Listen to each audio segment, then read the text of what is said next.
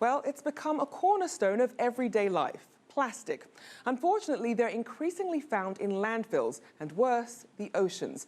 And since they don't break down like biological material, it poses a threat to the environment. Now, one scientist is hoping his own version of plastic can cut that harm. CCTV's Hendrik Sybrandy reports.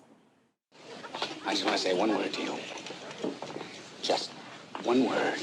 It's the most famous word from the 1967 movie, The Graduate. Plastics. There's a glut of plastic in our world today.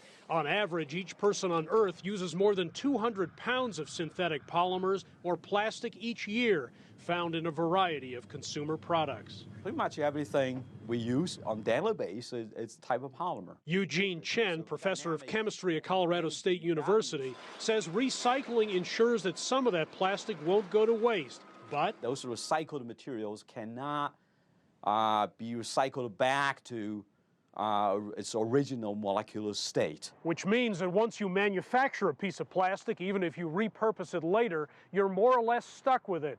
Chen and one of his postdoctoral fellows set out to change that.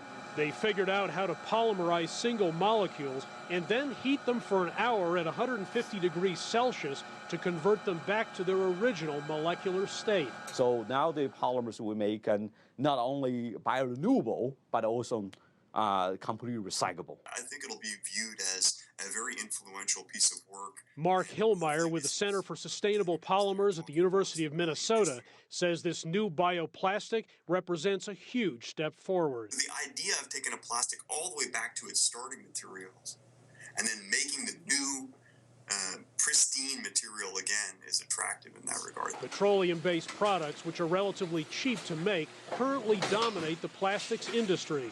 Cost will help determine whether what Chen developed in the lab becomes a worthy competitor. If those products are competitive from both a price and performance standpoint, they can replace some of our traditional materials. Different shape of polymer. Chen, the recent recipient of the Presidential Green Chemistry Challenge Award, says he's been contacted by a number of companies. We're not kind of a plastic producer, so we make fundamental discoveries. If he's any indication, this classic film 50 years ago may have been prophetic. There's a great future in plastics. Hendrik Sybrandy, CCTV, Denver.